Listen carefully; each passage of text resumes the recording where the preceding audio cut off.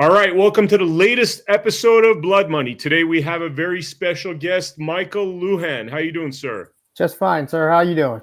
Great, great. So for the viewers out there, Michael is actually a former police officer and also an investigator. And the topic we're going to talk about today is Mr. Chad Bianco, Sheriff Chad Bianco, who, as many of you know, I was recently falsely accused by Mr. Chad Bianco of trying to assassinate former President Trump. And he said a lot of really bad things about me, called me a lunatic, essentially told the world a pile of lies. Literally nothing that came out of his mouth was true. It was lie after lie. And for anybody that wants to see the evidence, go to my Twitter account, my X account, @Vem Miller. And you will see all the evidence posted there that shows, frankly, Chad Bianco to be a complete liar. Michael, I'd like you to tell you about yourself, your background, and then tell us about your investigations. Sure. I retired from the Riverside County Sheriff's Department after 31 years. I retired at the rank of a sheriff's captain. And throughout my 31 years, I have corrections experience, patrol experience. I worked just shy of a decade in the Central Homicide Unit. And of course, I have management experience. I'm not doing any investigative work in regards to Sheriff Bianco. I have assisted in the People v. Sam Flores matter as his defense investigator on that case. So I have a little bit of a, being almost 10 years in homicide and working approximately 248 cases just in the homicide unit. I have a little experience with investigations. Also, I spent probably several years in management at the rank of lieutenant. I got promoted to lieutenant in 2012 and retired as a captain in 2020. So, at the end of 2020, so you're looking at 8 years in management. So I think I have a keen understanding on how conducting criminal investigations and also how to deal with the public in regards to describing how investigation unfolds. For example, if I may get into your not your conduct per se, because I don't want to jeopardize any criminal case, your defense on that. But when you look, there is no criminal case. There's no criminal case. All I was given is a ticket. All this about the bail was untrue. Basically, I have a ticket that's $1,000 ticket at worst. I've done a lot of research on it. There's no criminal, nothing. It's basically a misdemeanor. If I pay the $1,000, then it suffices. Right. But feel free to dive into my topic. Well, yeah, I definitely want to dive into Sheriff Bianco's conduct, because this incident occurred on Saturday the 12th.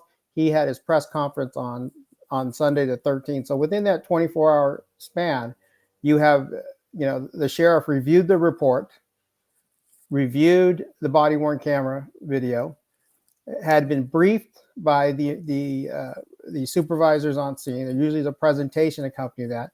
Had the opportunity to review your social media platforms, and in addition, assuming they took your phone when they took you into custody at that time, so they had your phone. Now, after reviewing all that information, why Sheriff Bianco made the statements that he made in regard to you, Mr. Miller, is beyond me, because as an investigator, if there was a serious threat or a crime beyond that misdemeanor violations, then you could have conducted a bail enhancement. You could request a bail enhancement. They would have cite denied you. They would have charged you with felonies. So I find it self-serving on Sheriff Bianco's part, to make those allegations to get more media attention, because he is reportedly going to announce after the election that his campaign for the governor of California. So with that being said, I will tell you this. Before I retired, I spoke to a member of his executive staff, and I questioned some of the decisions that were being made out of the executive office. And that individual told me that every decision that Sheriff Bianco makes is a political one. So he views things through the lens of politics, And so when you view things through the lens of politics, you lose sight of what's right and what's wrong and what evidence there is. So he made allegations that you had multiple IDs, different fictitious names. I don't know. I haven't seen any of that. If you make those allegations, I think you should show that and prove to the public that you're being truthful. And they should have been booked into evidence, quite frankly. And this isn't the first time Sheriff Bianco made such allegations without merit. I want to say in 2022, after the Dobbs decision came out, people vandalized the historic courthouse. It's a beautiful courthouse in Riverside County. It's the Riverside County Historic Courthouse. And he almost immediately accused 3 female members of the Riverside City Council of participating and encouraging such conduct, which is far from the truth. Ultimately, he later retracted that and apologized to 2. And then he singled out one member of the Riverside City Council that on a previous post, and I'll try to find that post. It's probably floating around. It was in the media, where he said, if we had evidence of a crime, you would be arrested, something to that effect. Unfortunately, there was no crime committed by this council member, and there was no evidence. And ultimately, that led into a defamation lawsuit, which I believe was settled, but I don't know the details on that. So when we look at it from an investigative perspective, you're saying things that are for political gain, a political stunt, and in the same time, really disparaging you, Mr. Miller, and linking you to something that is, grossly disgusting and grossly illegal, if true, but I don't believe it is true. So, I mean, those are just some examples. That is just my take on what I see and what I'm aware of your investigation.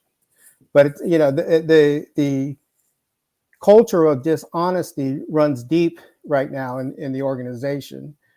Prime example was, I worked on a case, People v. Samuel Flores. And if anyone wants to look it up in Riverside County Superior Court, it's RIF 2010090, I believe is the case number. Mm-hmm. Well, in that particular one, that involved lien sale vehicles with a tow company. There was no, in my opinion, there was no crime, committed on that. People buy lien sales all the time. But to take that and turn that into some type of crime and conspiracy, I thought was, inappropriate. I thought it was wrong from the beginning. I was still working at the time. And it was discussed maybe once or twice in the commander's meeting. And of course, when you get a bunch of captains together with their chiefs and executive staff, they always have questions that can't be answered.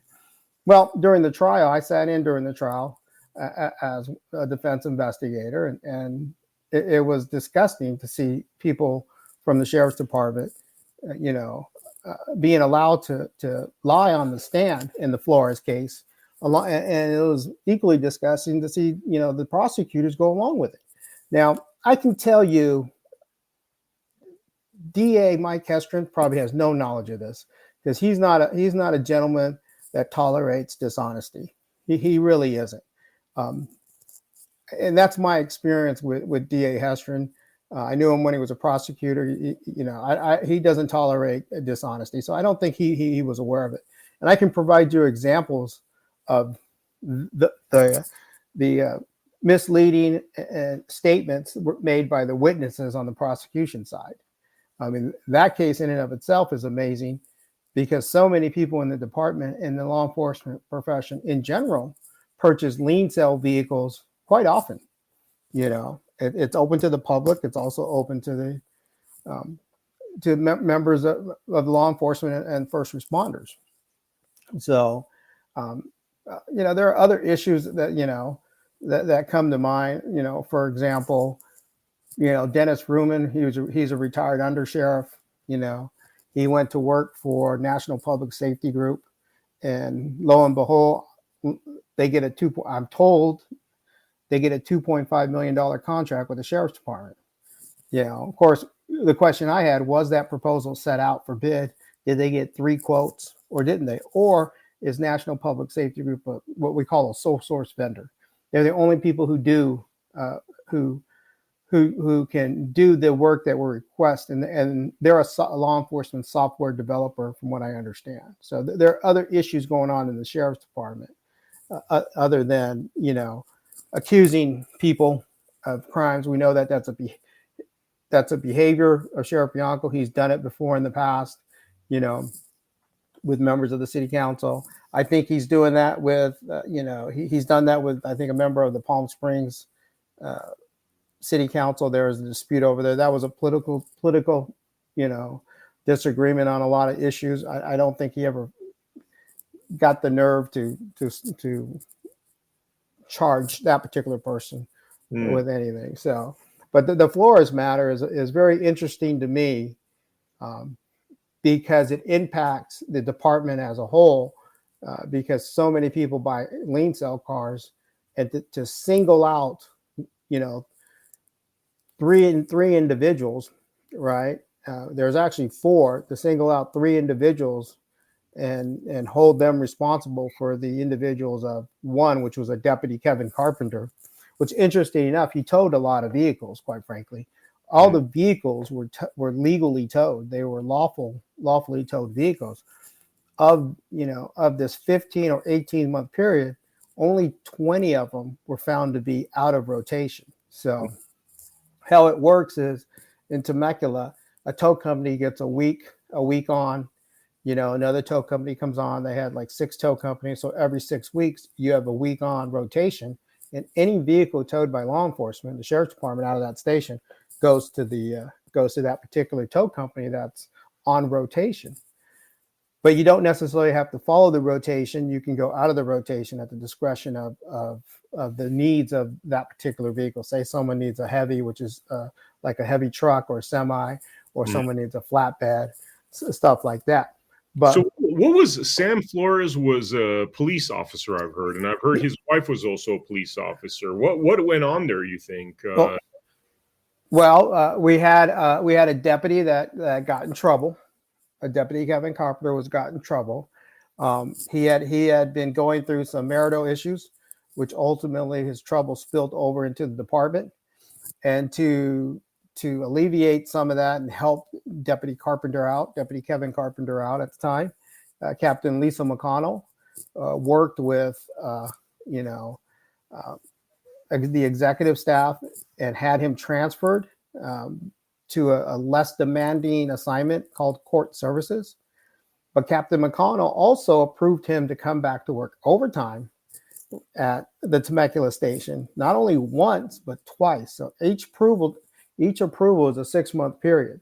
So she approved it twice, giving him a year to come back and work overtime. So he was working overtime after 5 p.m. into the early AM hours. So, and he was towing vehicles to a tow company, DJ's Towing, and he kept towing vehicles to DJ's Towing. Kevin had a relationship with DJ's Towing, but so did everybody else. Kevin, so did the sergeant, so did Flores, who was the lieutenant, so did other lieutenants. So ultimately, they were singled out on these 20 out of rotation tows over a 15 to 18-month period. And they were singled out by the department to make this, into some type of conspiracy for bribery on a contract that doesn't exist, and never existed under Captain McConnell's command, And interesting enough, the investigator at the time was a young deputy. He was Deputy Nicholas Jones. He ultimately got promoted to investigator on this. And during the trial, he made some false and misleading statements under oath, which after the trial, he abruptly quit. Left the department. And people were telling me he made statements to the fact that he can't do this anymore, and he left. So a prime example of one of his statements he made under oath is, we had some veterans on the jury. So to appeal to those veterans, they allowed him to testify to his experience, his experience in the Marine Corps. If you joined the military, God bless you. I have so many family members in the military. It's unbelievable, right? I love the military. I'm a military brat myself, but in this trial. They were able to admit his military service as part of his investigative experience. So here we have a young sergeant who had who was a platoon leader. His MOS was 03011, I believe. He's a combat infantryman. So a platoon leader in the Marine Corps runs, maybe 4 to 6 Marines, combat Marines, right? These are boots on the ground. Well, he stated that, while he was in Afghanistan, he conducted a bribery investigation on an Afghan national police chief.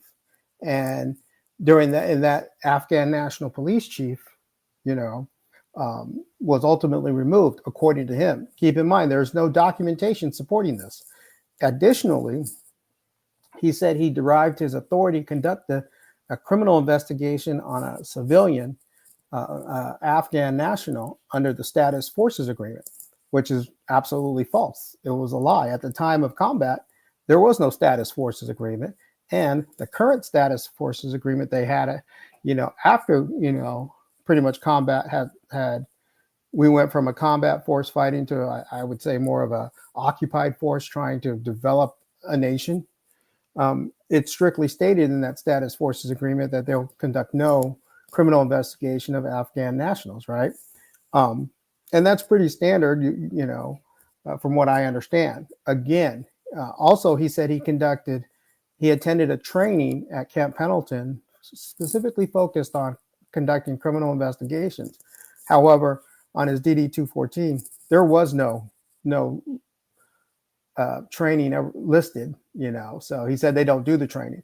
So that and testifying to, conducting an interview 5 years ago in 2019. I won't say the gentleman's name. He conducted an interview. I'll give his initials as BM. He conducted an interview with BM, and BM said he bought his lean cell vehicle, which was a 79 Corvette, from an individual named Hernandez.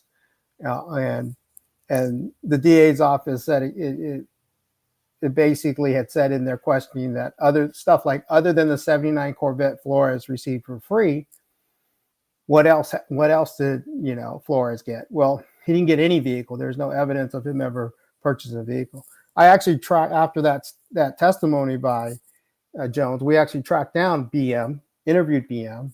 BM said he never spoke to anybody from the Riverside County Sheriff's Department or the Riverside County DA's office. Now, with that being said, if there are no reports and no recordings, then why is the prosecutor, Deputy District Attorney Natasha Soresi, why is she allowing, and Dave Allen, why are they allowing their investigating officer, Investigator Nicholas Jones, to testify things that there's no supporting documentation with it, And in another case, during this same trial, and also, was a retired sergeant who testified to exhibits authenticating photographs of a residence in Oceanside that he's never seen or never been to.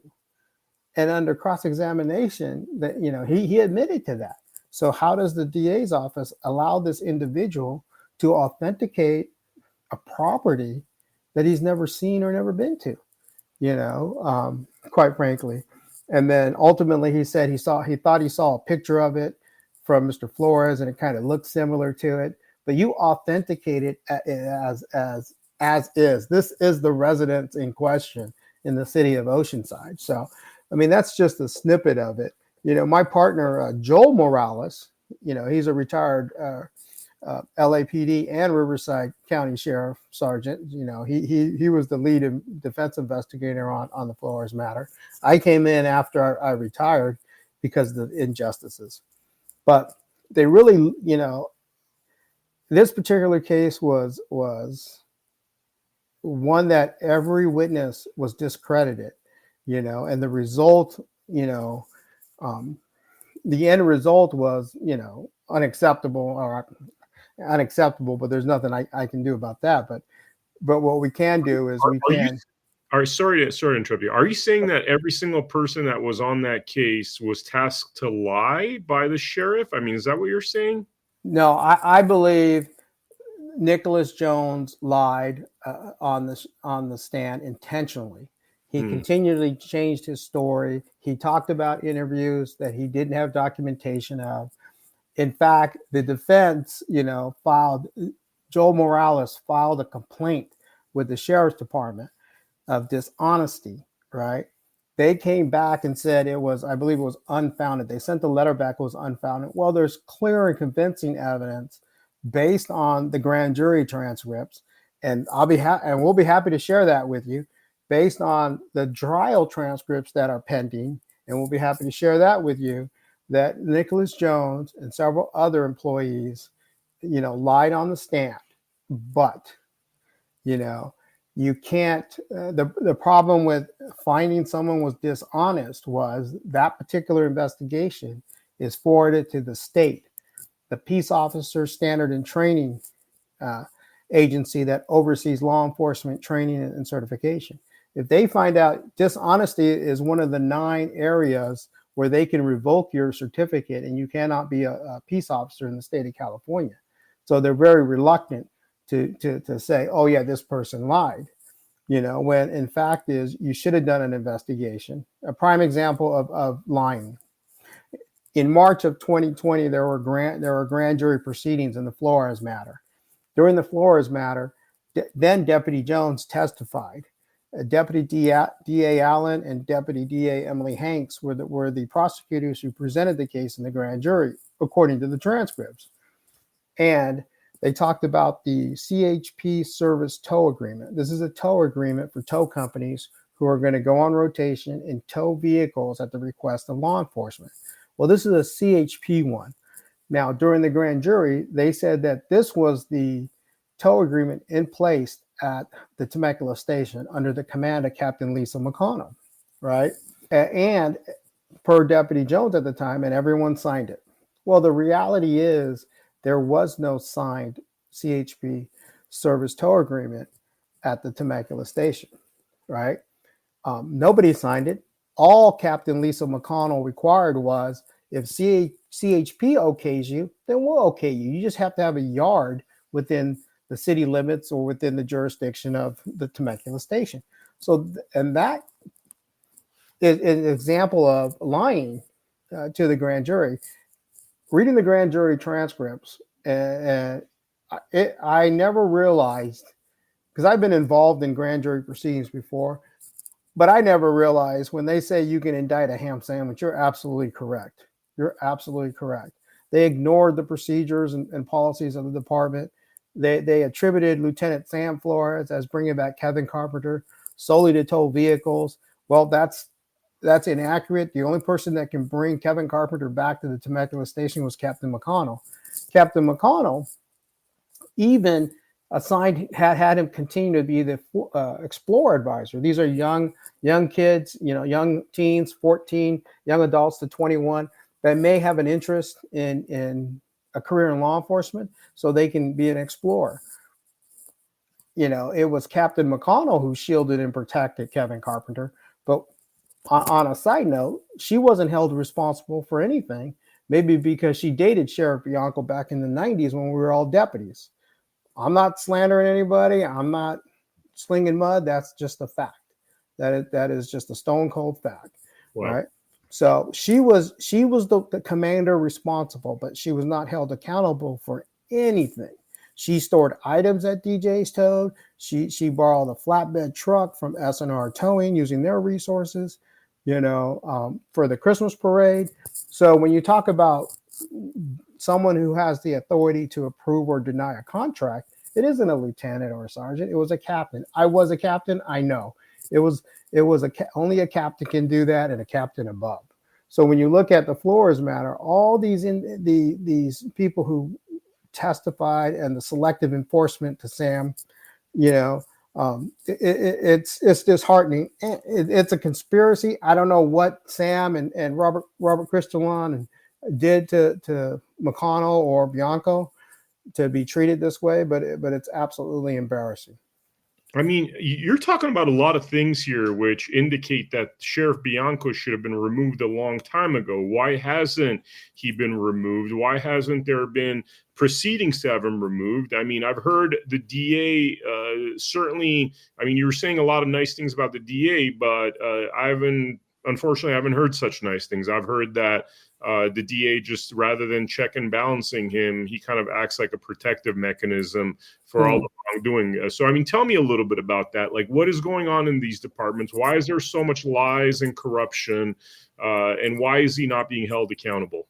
Well, I mean, the DA has gone on record that they're good friends, that they go fishing, and their family are friends. So he's gone on record. Most of those videos on YouTube and their outings together have been taken down. So maybe that friendship has influenced Hestrin, but my experience with Hestrin has always been one of, he followed the law, he followed the evidence, and prosecuted when prosecution was needed, and he engaged in plea bargains when plea bargains, were appropriate. I can tell you, one deputy DA had said that they're not allowed to plea bargain with RSO members who are accused of a crime. They are to take it as far as they can, regardless of the classification of the crime. For example, I know of one incident where it was a misdemeanor violation, and normally misdemeanor violations get probation. They're in community service or some type of, schooling, some type of course that they take. But they weren't offering it to this individual. This individual had to inform the judge through his attorney that he's being treated differently, because of his employment, and he shouldn't be treated differently in the court of law. He should be treated and given the opportunity to rehabilitate, pay his debt to society, rehabilitate himself, and like anyone else. Ultimately, he achieved that goal, because that's I think DA Hestrin probably knows about that. The only order to not negotiate with RSO members who are accused of a crime has to come from the top, someone from the executive staff. And my experience with, like I said, my experience with Hestrin's always been positive.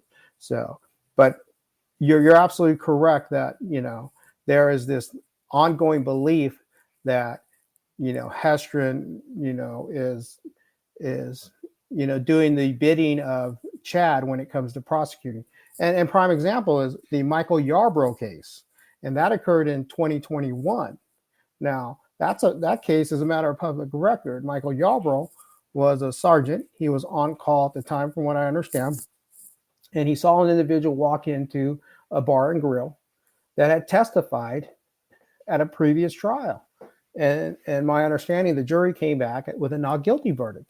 Well, Sergeant Yarbrough walked over there and attacked that individual, resulting in what's called a battery in violation of Penal Code Section 242. Now, if you get convicted of Penal Code Section 242 in California, battery, you lose your right to possess a firearm for 10 years, right? This was all set to go to trial. And incidentally, the initial judge in this case at the time of the incident issued an emergency protective order. And in the emergency protective order, he ordered Yarbrough to surrender all his firearms to the sheriff's department, right? So what happens when they issue that order is the sheriff's department or your local law enforcement agency where you live takes your guns for safekeeping, because that's what the judge has ordered. There's no evidence he turned in his guns. And in fact, there was an email that ultimately was floating around from then Captain Kenneth Paulson. He's retired from the Professional Standards Bureau, who said we shouldn't get involved in this. Well, you're not getting it. Why aren't you getting involved with it? It's an employee and it's accused of a crime.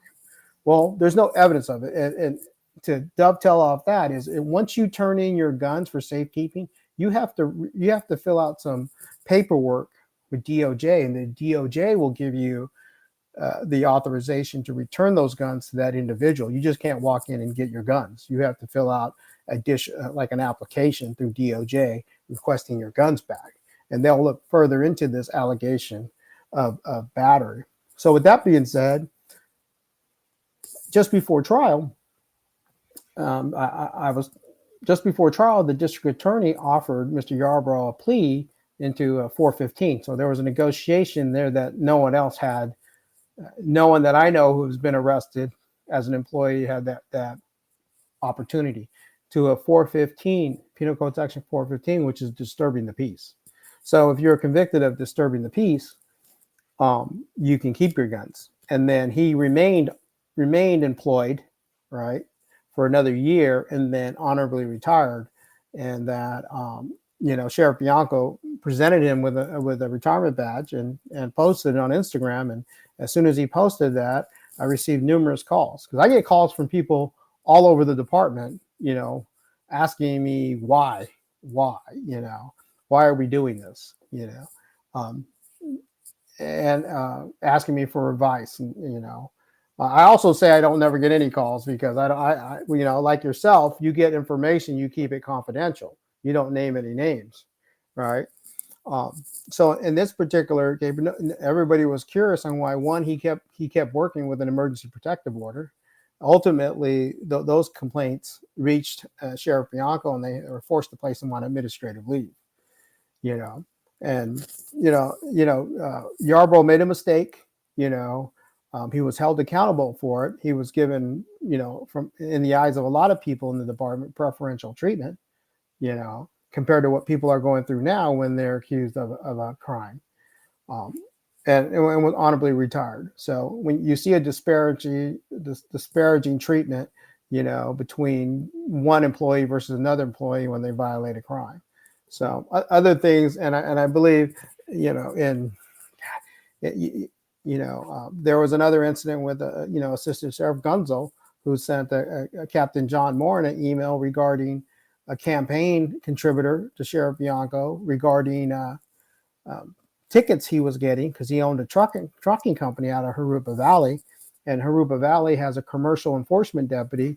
Jurupa Valley is a hub for warehouses in the northwest area of Riverside County, and those vehicles have to be maintained. If they're poorly maintained, they become a hazard to other motorists in the community. And so that's why a commercial deputy enforcement position was created out of the city of Jurupa Valley. Well, ultimately, they were asked to do something with these tickets, and Captain Moore, denied. He's not going to be ticket fixing. They can go to court like everybody else. But this wasn't the first time. I'm told he did it there was an incident out of Moreno Valley, allegations of tickle. I'm going to say allegations. I know about the one in Jurupa because I seen the email, and allegations of the same conduct out of this Paris station. So with that being said, the assistant sheriff was placed on administrative leave and now allowed to honorably retire the following day, a day after he was placed on administrative leave. He retires, and the investigation typically stops there. But, I disagree with that. Once there's an allegation, it should be thoroughly investigated, and at a commander's meeting, Sheriff Bianco said that it was investigated by the DA's office, and it was a nothing burger. So the email speaks for itself. I don't think it's a nothing burger when you're asking people to do something inappropriate, like, recall tickets that already been processed, so, those are some of the things that I see, the pattern of accusing people of a crime without evidence. Now I'm hearing that Sheriff Bianco said, "Oh, he got bad information." You didn't get bad information. I am confident that the people who provided you, the deputy who wrote the report, uploaded his body-worn camera video into the server. Not only that deputy, but every deputy who came in contact with you, Mr. Miller, they upload their body-worn camera at the end of their shift. It's a cradle. You plug it in the cradle. It automatically charges your body-worn camera, and it automatically downloads your body-worn camera. That body-worn camera is assigned to you. It goes into a server, and it's held, right? So that the body-worn camera footage is available, So I got a question about that, because, okay, so the viewer knows The minute this thing happened and I started really telling the truth and getting on media and podcasts, we started getting a deluge of whistleblower evidence and testimony. I'm talking about thousands of pages. I'm talking about multiple individuals that were coming out and reporting things like what you've said: fraud, corruption, crimes committed by Bianco under the color of law, using his badge as protection. We even heard that the DA always protects him. We've heard that he fabricates evidence, right? And one of the things I noticed is that, and this was days after, he's still coming out on interviews, and he's basically saying things like, oh, wait till you see, what Vem did, wait till you see his behavior with my deputy, things that are simply completely untrue, because I know I was a Boy Scout the whole time. The only time I ever even slightly raised my voice is after multiple times when a couple of instances. One, I wasn't given supplements and medication. Another instance was when I was put in the back of a hot police car that was 110 degrees, and I was feeling faint and I was getting heart palpitations, being deprived of my medication. Even then, I just was like, come on, dude, like, help. What are you doing? More appealing to him. And then the other instance was when I never got my phone calls despite asking, like literally a dozen times, and having this guy ignore me, literally play with his cell phone like this in front of me after I've asked him numerous times, right? So when he started coming out and started talking about things that I know 100% are not on the body cams. In fact, the body cams, if not altered, if not changed due to fraudulent means, are going to show exactly that I was a Boy Scout. Everything I've said is true. And in fact, we don't even need the body cams, because guess what? I recorded 12 hours of things happening, starting with me approaching the police officer, declaring my guns before even attempting to enter the parking lot. So their entire narrative was false. He had come out and he said these guns were discovered. He had come out and said, wait till you see these fake IDs, all this nonsense. Everything is demonstrably untrue. But when one of the whistleblowers, actually a number of whistleblowers, told me Bianco's known for fabricating evidence, they'll literally edit footage. I even heard the use of AI to create fiction. Is this what he's relying on? Have you heard about these sort of things where he does criminal things to basically hide, conceal? You're saying that people are lying on his behalf, but tell me more. Is there more to this fraud and criminality of Bianco? I believe so, and I'm going to base it again on the Flores case, because I have firsthand knowledge on the Flores case. For example, during the Flores case, they downloaded everybody's phones, right? They downloaded a couple phones. Actually, it was one of the defendant's phones. He was a civilian. They downloaded his phone, but when they turned over the text messages and the phone calls they downloaded, that they conveniently withheld 230 text messages. And that was with the DA's office. It wasn't discovered for several years later when you're reviewing the text message, because I reviewed, I think it was 8,111 pages of text messages. And I always wondered why you would get a text message at 9 o'clock in the morning, and then the next text message is at 6 p.m. You're telling me there was no communication between 9 a.m. and 6 p.m. out of 8, so this happened frequently. And ultimately, it was discovered that, either the DA's, I believe the DA admitted they redacted 230 text messages. I don't know why they would do that. You give the defendants everything, and then you argue about what you're going to use in court before the judge. The investigation, then Nicholas Jones, when he did his investigation, one of the individuals, for some reason, he ignored the fact that he was in possession of stolen guns, and that he had filed a false insurance claim that previous year in the county of San Bernardino. So picking and choosing when you're going to enforce the law and how you're going to enforce the law, I think in itself is corrupt. You investigate and crimes fair and objectively evaluating the evidence. Bianco did, I would say, evaluate the evidence in your case, Mr. Miller, because he had all the information at his hand. So the question to me is, what in the information that he had that was in that police report, that body worn camera footage, your social media platforms, what information did he have to make the statement that he probably foiled, assassination attempt, right?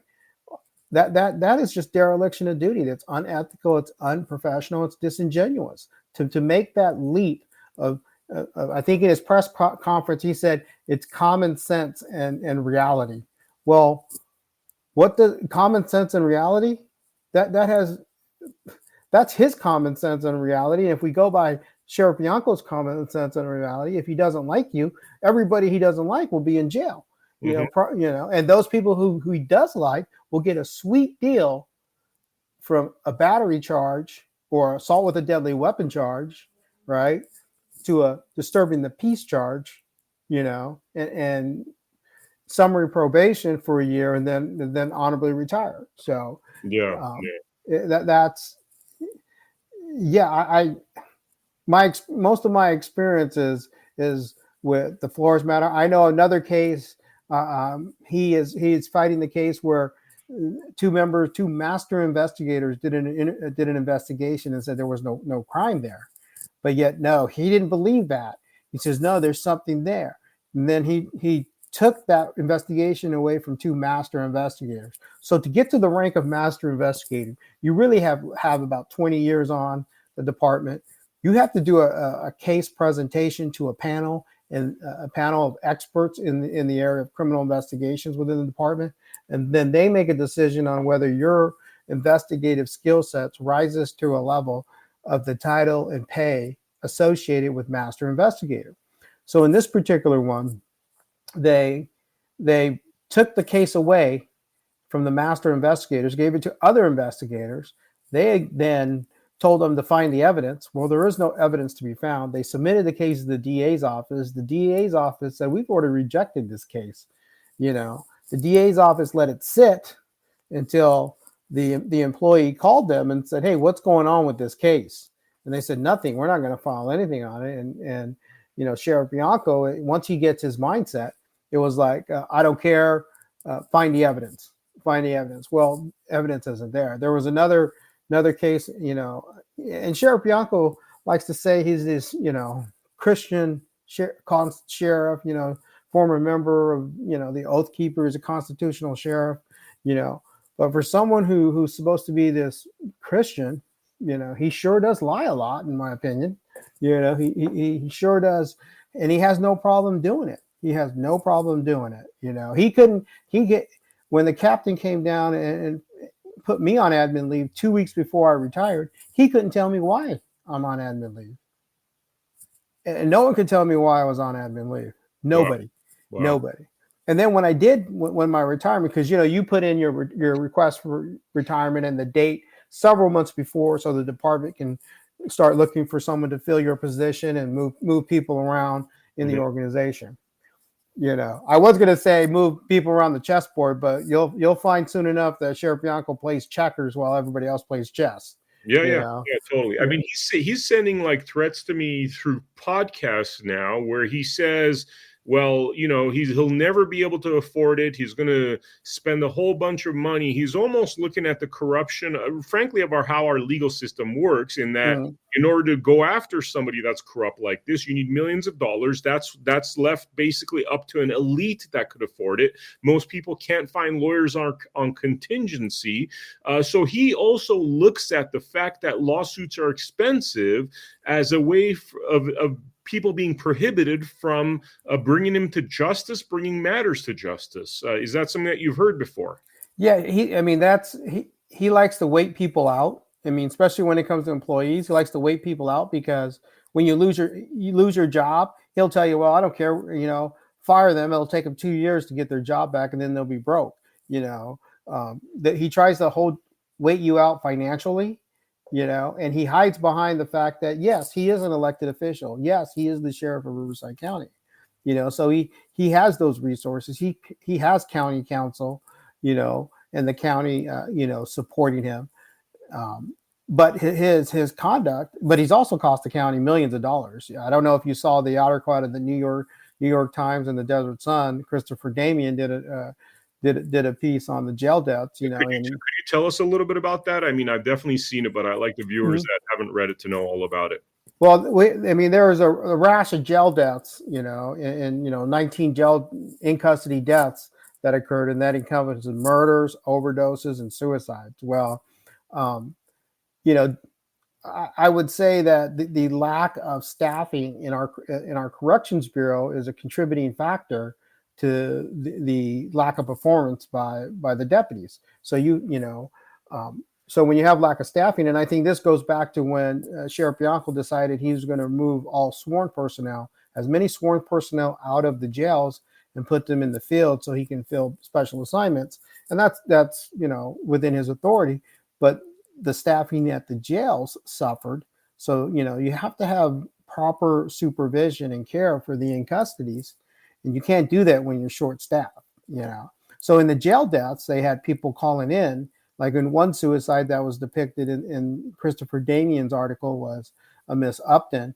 She called in to the pod through the intercom system and said, the deputy said something to the effect is this an emergency? And she said, no, I don't think so, and hung up on her. Well, her cell, because she's a mental health in custody, her cell was equipped with a camera, and they monitor you 24 hours a day. So she is seen walking around, and captured on recording saying, I'll show you, you don't think I'll do it. And she fastened the noose, unfortunately, she fastened a noose around her neck and hung herself. And it was several minutes later that the deputy finally looked at the camera, the monitor, and broadcasted that there was a man down. And by that time, this poor young lady was, had already died. It's and that's one of the consequences, of not having, having poor staffing, low morale, right? Not enough oversight. But if you look at, you can probably research Chad Bianco's podcast where he talks about these jail deaths, and what he talks about in one incident, he talks about this individual just always likes to swallow things. And so he swallowed things, he swallowed pencils, he swallowed soap and everything, and ultimately he died. And in Riverside County, the sheriff is the coroner. So, Sheriff Bianco ruled the in custody death as an accident, and completely ignored the fact that this guy was suicidal on a number of occasions. This guy wrote that he needed help, that he wanted to kill himself. Can you help me? Can you help me? Stuff like that. He wrote grievances asking for help, and nobody helped him. But this is another example of the misleading and disingenuous statements by Sheriff Bianco in his podcast to say that this guy just likes to swallow stuff and therefore he suffocated and died, as opposed to, and certified that as an accident, as opposed to talking about his suicidal attempts, his suicidal ideations, and ruling his death an accident as opposed to an in custody suicide. So when you start misleading the public, and I've always been a firm believer of, you tell the public, you ask the question, there's two things that you should keep in mind.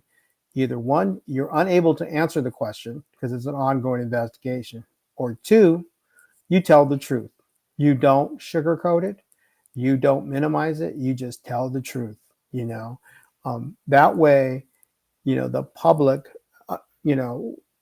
understands that you as a sheriff is going to be truthful to them.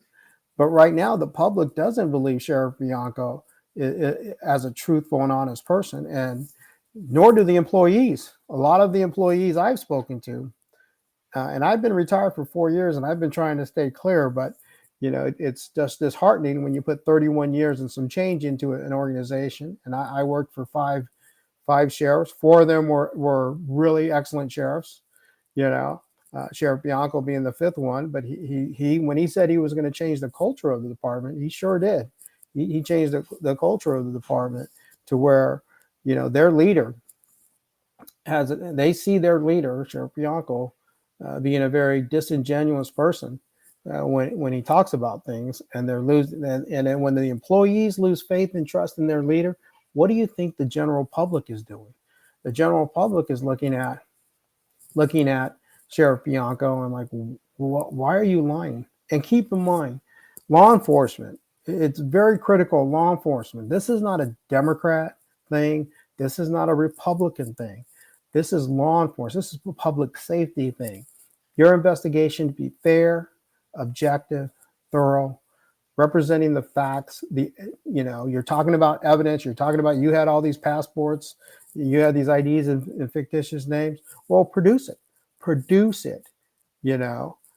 But he's not going to produce it because in Sheriff Bianco's world, according to one of his executive staff members, he looks at everything through the lens of politics. So that's why it's my opinion that he made those outrageous statements and comments during his press release because of his political aspirations to be the governor. Right? Could I mention one other thing? Because to make those kind of statements, right, you would have to think that there's no way the truth is going to come out. Yes, that's absolutely correct. And that is one thing that you don't think the truth is coming out. By the way, my intel in the department is they were caught off guard that you surreptitiously recorded their contact out of your vehicle.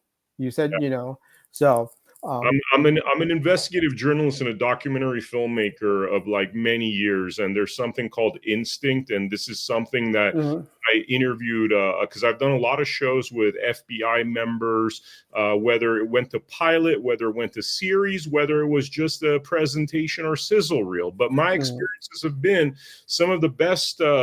Law enforcement, they have something called instinct, and in fact, I work with gentlemen that were literally the frontline investigators for the El Chapo case, because they were working out of Memphis.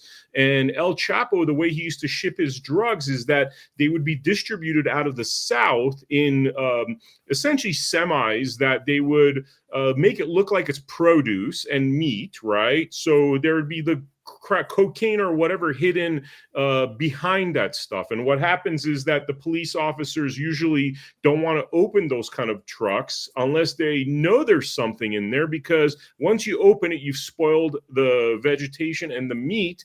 And so they're hesitant, right? So long and short is working with these guys, I learned a lot. I learned about, a lot about the instinct of people, but what I also learned about was corruption and members of the feds that were actually working with Chapo, that were getting paid off in law enforcement too. And it seems as though Chad Bianco is one of the corrupt ones that, he's lacking instinct. But what is curious for me is this, right?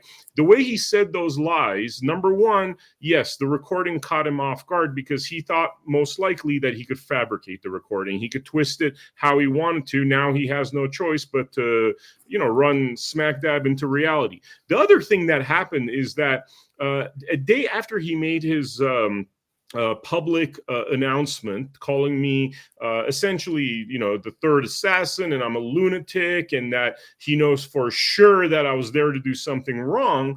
All of a sudden, a rogue anti-terrorism force from Las Vegas Metro Police Department, which I've been told was not an authorized unit, I know that they had no warrant, came to my parents' home where they thought I was living, because since 2022, my address has been concealed because of the kind of content we do. I've actually gotten death threats mailed to my house. So when I moved to a new location, I made sure that address wasn't on file. But in terms of the mail that I receive, some of the mail goes to my parents' home, right? Because I don't want the address on record, right? So they come to my parents' home thinking that I'm there. And there's a lot of things that bother me about that incident, because first of all, it seems like it was a rogue unit.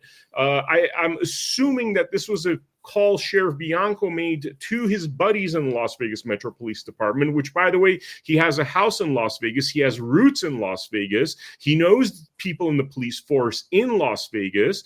And the fact that these guys were anti-terrorism has always bothered me, because all of a sudden, if you deem somebody to be a terrorist, there's a lack of due process. You could interrogate them indefinitely without counsel. You could also kill that person and have less due process and just say, hey, we just killed a terrorist. He flinched. I could have been reaching for a water bottle. They gunned me down. So I think to myself, okay, first, he didn't know that I'd recorded everything, so he thought he could fabricate that. Basically criminal, more or less. I mean, it is a criminal if you're doing fabricating evidence, right? Regardless of if he has a badge. That's why I keep saying he's performing under the color of law, because he's basically a criminal using his badge to cover up his criminal deeds, in my opinion. And then the other thing that I think about was he actually thinking we're just going to gun this guy down and close it off completely? And when you're talking about so many people that have died in his custody, and I've heard other things too, by the way, like deputies that gunned down a guy because he reached for a water bottle. I just think, was that part of the plan, that he thought he was going to shut it down regardless, and the truth would never come out? Right. I'll comment two things. The department has a member on the Joint Terrorism Task Force in Riverside County, right? I think they're based out of the San Bernardino federal office. But our sister JTTF, Joint Terrorism Task Force, is Las Vegas. So same with other federal task force. You have the IRAT task force, which is a federal FBI task force. They have task force, our sister task forces in Vegas. So it wouldn't surprise me that the deputy or investigator assigned to the Riverside County Joint Terrorism Task Force had our task force locally call over there and say, hey, can you go over to check on this property, and this is what we're looking for. And that wouldn't surprise me at all, because how did Las Vegas know so fast to go to your house? They have that pipeline through the Joint Terrorism Task Force, which we have deputies and investigators assigned to that task force. Now, you talked about the water bottle incident regarding a deputy-involved shooting. Here's another one for you. In 2020, there was an individual who stole a truck in an empty horse trailer that eventually ended up getting stuck in wine country, somewhere out there on a dirt road. The individual who stole the truck got out of the vehicle, started to run away. At that time, a deputy shot multiple times at that suspect, ultimately striking that suspect in the back. And this is the department reportedly did a search via air and ground with canine, and didn't find the suspect who stole the vehicle, and that the suspect that they shot. Ultimately, this individual's loved ones went out there searching, and they found their loved one. Right now, the deputy, there was an investigator who quoted saying that, it took a lot to clear this deputy. The deputies, shot the guy in the back. He's unarmed. There's no excuse for that, other than the fact that they rationalized the justification and said that, the deputies, according to one of the investigators I spoke to, a station investigator, said that they said, because she said the sun was in her eyes, so she feared for her life and shot. And I'm like, wait a minute, that's not what the law states. The law states you have to articulate a credible threat. Was there a gun in his hand? Did they point the gun at you? Did they raise the gun in a threatening manner? And did you fear for your life or the life of those individuals around you? Of course, this occurred in 2020 when I was still, we discussed it in 2020. I was still working, and I worked homicide for 10 years, and I worked deputy involved shootings, a number of them. And I said, you can't justify this. This is not justified. But I don't make those decisions. I expressed my investigative opinion, and it was ultimately the deputy was cleared. The case was sent, to the DA's office, and the DA's office cleared the deputy. So this is where we get back to the DA, because you said a lot of nice things about the DA. Unfortunately, I haven't heard those nice things. I've heard that basically Bianco and the DA work hand in hand to cover up crimes, to fabricate evidence, that they're in cahoots with one another. And now what we're talking about is essentially two state units or state departments ignoring what the feds say, basically giving a big FU to the feds that have already said this guy's clear, there's no issue with this guy, which happened literally 2 hours after the arrest. And then they go completely rogue. But the feds aren't going after him, even though he's clearly doing criminal things. The DA's not going after him, even though he's doing criminal things. You just named literally a dozen things that this man has done that sounded criminal. That would be justification for the DA at least to launch an investigation. Right. But yet none of that's happening. What's going on? And those loved ones complained to the California Attorney General's office, and the California Attorney General has opened a civil rights violation investigation into Sheriff Bianco and the department in regarding these deaths. So, and that's a good thing, because that has taken it out of Riverside County. Because whenever like any other county, the sheriff of the county has influence. The sheriff of the county, he has influence.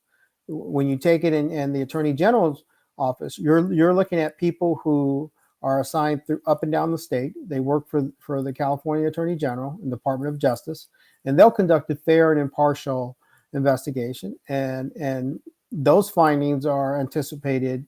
It's not going to be a quick investigation. They're gonna go slow and right, as opposed to fast and wrong and footloose, like Sheriff Bianco seems to do on a consistent basis. And they're going to follow the evidence. They're going to follow the facts. The department has already been sued and won by the prison law office in regards to our corrections bureau issues.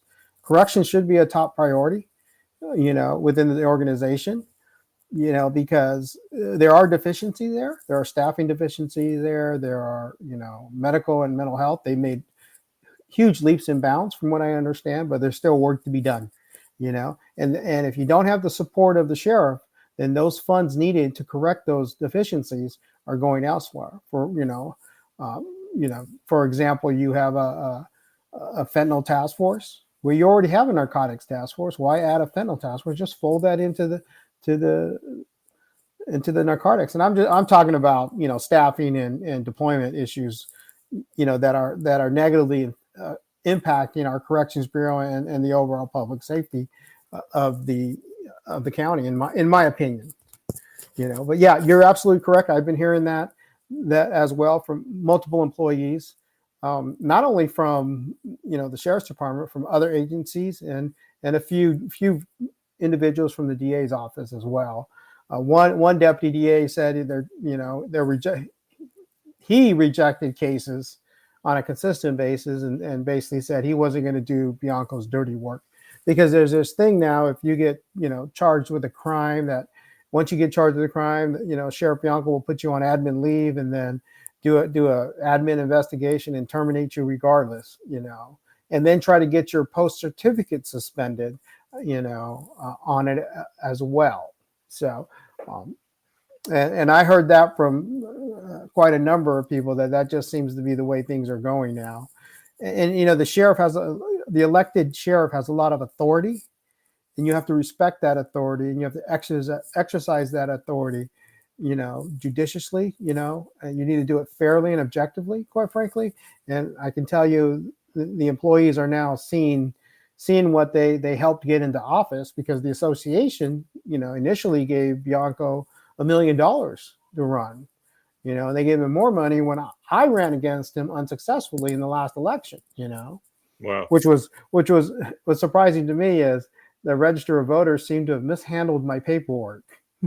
Wow. They do this all the time. How did they mishandle my paperwork? I've heard that sort of thing too. Now, let me ask you, does this sheriff, because you're saying, he's the coroner or has the final say, I've heard about just how broad his powers are. Does this sheriff have way too much power that, absolute power corrupts absolutely? I mean, is that what's going on? I believe so. Yeah, absolutely. And that's why Sacramento passed a law stating at the discretion of the County Board of Supervisors, they can create an oversight committee, a public safety oversight committee, which I wholeheartedly endorsed. I believe in order to regain the integrity of the office, regain the public trust, that you need to have an oversight committee of the public. For example, maybe an 9 to 11 man, a person committee. We need people from all 5 districts, some nonprofits, some, maybe someone from the NAACP, the ACLU, and even the media, so have someone from the public defender's office, have someone from the DA's office, and then all the stakeholders and the public are all there to discuss, how do we better improve the sheriff's department and our law enforcement public agencies within the county, under the county umbrella. Of course, the police departments and cities aren't affected by a county public safety commission, but a public safety commission or public safety committee to help review and recommend things to improve the performance of the department. How do you continually say, no to that? They're there to provide you with, recommendations. They're there to provide you with support and provide you with criticism.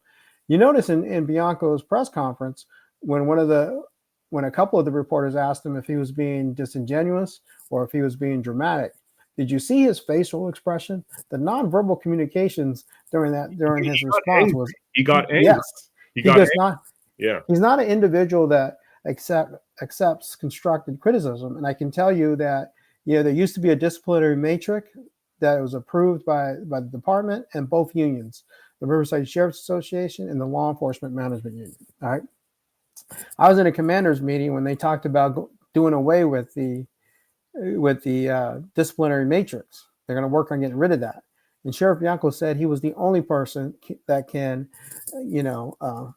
distribute or impose discipline in a fair and impartial manner, an objective manner. As soon as he said that, I knew we were dealing, this was early. I mean, within 6 months of his election in 2019, the command staff started whispering. We were whispering, talking about, oh, we're in trouble. When someone says that they're the only person that can do something, we're in trouble. And it is the fact that because he's elected, he can do whatever he wants, and he does whatever he wants, So, and then you can peruse through his Instagram. Another incident that came up on Instagram was One Day Wrap in Murrieta. Excellent small company. If you ever want your car wrapped, go to One Day Wrap in Murrieta. They're excellent. They do an excellent job. They have a huge clientele, from what I understand, and even some celebrities. Well, the jail bus had a wrap, and it was reportedly through One Day Wrap. They did an excellent job. But next thing you know, that they are going to concerts together, pictures on Instagram, concerts together, and having dinner. Him and his buddy, Assistant Sheriff Lelliver, one of his buddies. I mean, they're having dinner and picture, and they're posting this on this Instagram. And here we are going through this so-called, bribery trial, for a DJ's towing to keep a tow contract that didn't exist. And my question was that $100,000 jail bus wrap, was there a request for quote? Did they get 3 requests for quotes and proposals for it? I don't know. And was that dinner and that concert put on, Sheriff Bianco's Form 700? Because he's the one that makes all the decision. He's the final authority. So when you talk about corruption and you talk about inappropriate, conduct, look at, follow the money.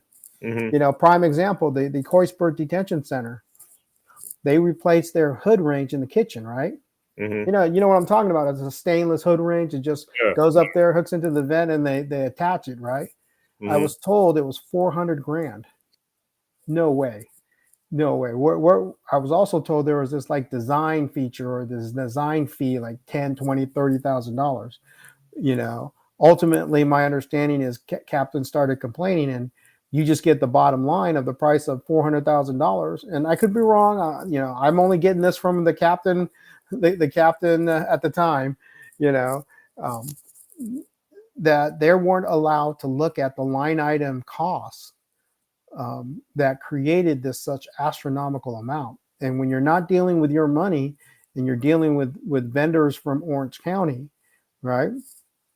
Because his Robert Gunzel was from Orange County, retired out of Orange County, brought his friend over from Orange County and to run the projects management unit. And that's all the projects within the department.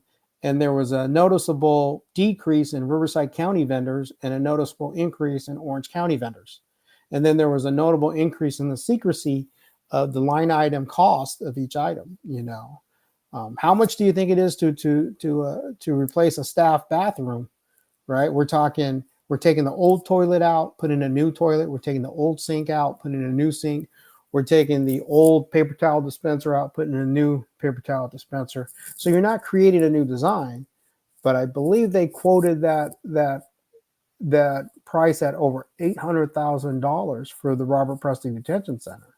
I mean, that's something like $30,000 a bathroom for staff bathrooms, because there's literally 8 floors. You have 7 floors, a basement, right?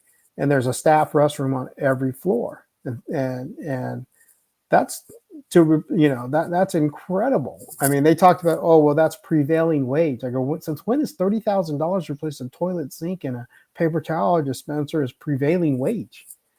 I don't know. I don't know. I'd say follow the money. Do So records requests. it's so crazy. The other thing I want to mention is, I've been in fear for my life because I've been told that Bianco actually has, number one, he'll use the streets, and I'm talking about using, and being in this business, and I'm talking about journalism and media. I've heard stories over and over again, and I've known literally the heads of the Crips and Bloods. I'm talking about the guys that run it because I used to be a hip hop music video director. I work with a lot of gangsters, and people could easily find this out about me, right?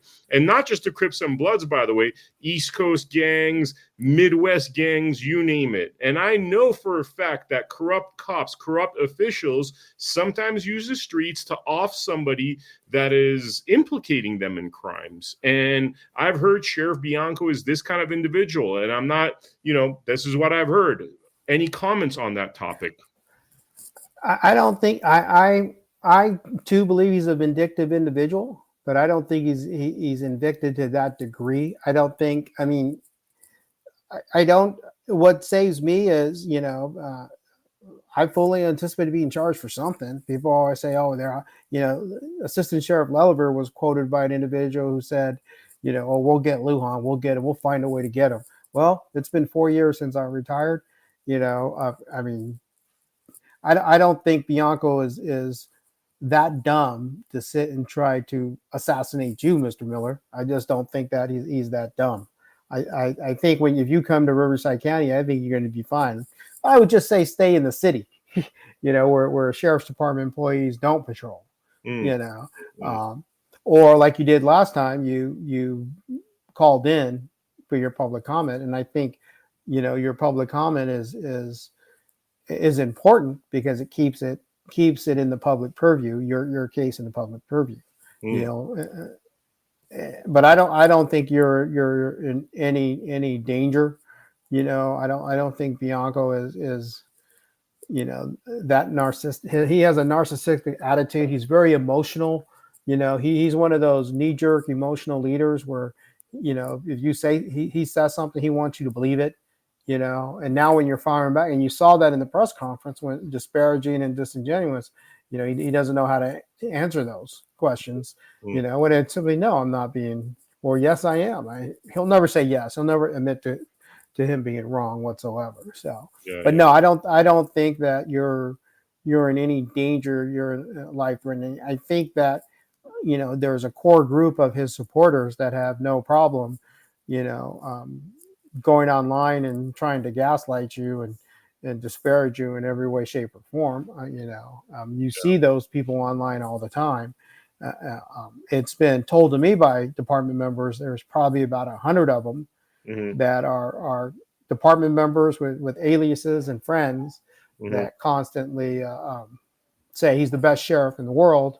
And then some people from other places always ask him, what gauge are you using to say he's the best sheriff in the world? So. Question about, something that we've heard again through whistleblowers is that a lot of police officers help Bianco essentially win the vote to get in office, right? Yes. And they were all stuck at, I believe, $70,000 pay. And he had promised them that he's going to get better pay, especially with the current situation with inflation. Once he got in office, he didn't get him the pay. Hence, a lot of these officers that felt, injured by, that potential lie. And I will leave that up to you to tell me if you've heard something similar. And now they're turning against him. That's why we've had so many of these whistleblowers come. One of the first things that they say is that he never got us what he promised. But then he apparently went and raised his pay. And on top of that, not only did he raise his pay, I've heard from a couple of sources that the board also raised their pay, and there was some kind of devil's handshake behind the scenes. Now, if you could dissect that entire statement that I just made, tell me what you know about those topics. I don't know about a devil's handshake behind the scenes, but I do believe there's always some backdoor deal going on. So the elected officials, what happened is the elected officials get a set amount of salary, and they have what's called their second, right? So you have the sheriff, and then you have the undersheriff, right? Now they ultimately, because they are unrepresented management at that point, that they were really making more than the elected official, so what happens is the board of supervisors had authorized, I want to say, a 25 or 27% pay raise for the electeds, right? For the elected officials to include themselves. I think Supervisor Kevin Jeffries voted no, but everybody else voted for him. And of course, Sheriff Bianco was quoted saying that he works hard and he deserved a raise. So he got $112,000 raise, I think, immediately. And I,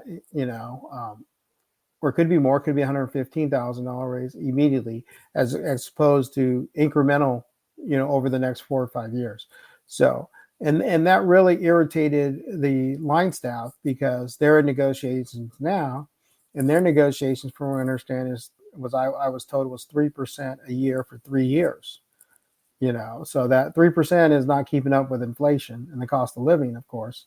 Wow. So they're a little upset about that they want more. And these deputies, and one thing, you have to understand is, as a department head, you have to understand that your most valuable asset is your employees, not you, not your captain. It's the employee, it's the deputies, it's the corporals, it's the community service officers, it's the correctional deputies, it's the sergeants who have boots on the ground, who are pushing that black and white, who are protecting and serving the community. You need to recognize, and Bianco thinks he's the best thing since sliced bread, quite frankly, that he deserves it. He works hard. Sheriff Bianco works hard at his social media presence. If you look at it, his platform, right?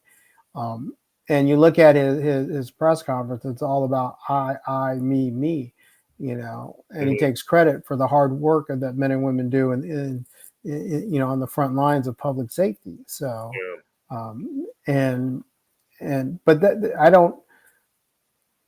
I don't believe that they needed a raise, quite frankly. They make good money, but the board approved it, and they were given the raise, and now they got to probably save some money somehow, right? The department's going to have to save some money somehow. Maybe they should stop the purchase of that $13 million plane. Yeah. That they applied for, a couple of years ago. Wow. But yeah, I'm sure there was some, like in anything with politicians, there's always negotiations going on behind the scene, but at the end of the day, what are you negotiating away to get a 27% raise? Yeah, that's a really high. That's the question I would have. You had mentioned the topic of social media. So something strange happened a few days ago, is that I was banned from Truth Social. I'm still trying to get my account back, and my Twitter account was suspended, which I did end up getting back, although there's been some weirdness with the account where while it's open, it feels like a damaged car. Let me put it that way. What I was told by a whistleblower is that he'll use his powers as sheriff, where he could notify somebody, hey, this guy's under investigation, or this guy's a criminal, or this guy's a terrorist, or whatever, and use that as a way to get people's social media shut down, which is interesting, because one of the places I've been hitting him consistently every single day is on my socials by posting evidence that shows him to be a blatant liar, and really has turned most of the logical public against him. And I say logical public because I recognize some of these trolls you're talking about, but anybody that's not completely biased or, an acolyte of his. I mean, 99% of people are now looking at the evidence that's posted and saying that this guy needs to resign, they need to remove him, that he's a criminal. So tell me, what do you know about what could have happened with the social accounts in terms of Sheriff Bianco, again, misusing his power? I think the mere allegations that he said in his press conference, he made those statements that now these social media platforms have this, that doesn't align with our values. Well, of course, accusing someone of possibly being an assassin and trying to assassinate, President Trump, that's going to cause them to kick in their censor or their ethics or the integrity of their platform by saying, no, we're not going to have this person on. That's my belief. I don't know directly if he has contacts with these folks, these social media executives, but one can reasonably infer that, hey, you have a Sheriff Bianco, having a press conference stating A, B, C, D, and E. We might not want to be associated with that. Let's suspend their accounts.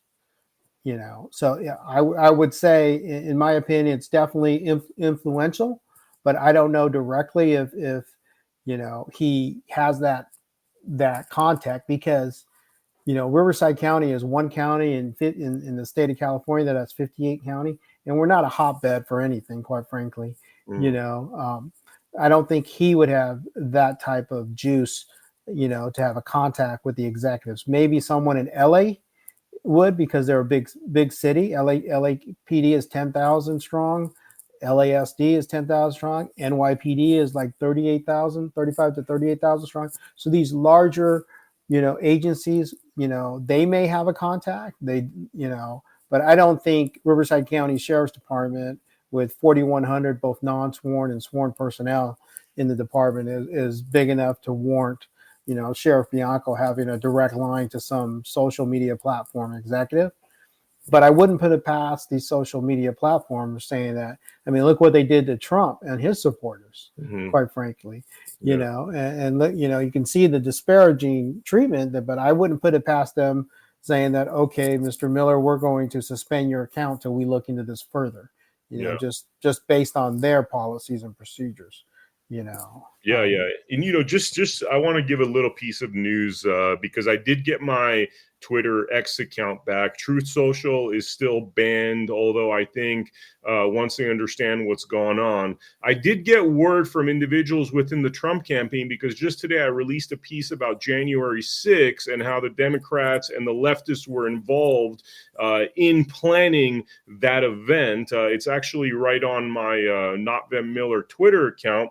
And what I heard through inside channels is that pretty much all the way up to Trump, they're very proud of the work that I'm doing. So it seems as though any nonsense that Sheriff Bianco has put out there has gone away. I've heard about this website that Sheriff Bianco apparently was using to attack people that don't necessarily fall in line with his policies. Do you know anything about that website? What's the website's name? Do you know the website? I got to look up my. I know during the election. Yes, it was during the election, exactly. Yes. They used, the rightondaily.com. Right on, exactly. So basically, they came up with that form, and that gave an opportunity for the employees to express their concerns, their disappointment, their dismay about issues, and which probably led to a lot of fuel to his campaign, because it's very hard to verify those things from a candidate perspective, but it also influenced the vote of other department members, because I remember that everybody was going around, go to the rightondaily.com, go to rightondaily.com. And we all did. We all went to the rightondaily.com.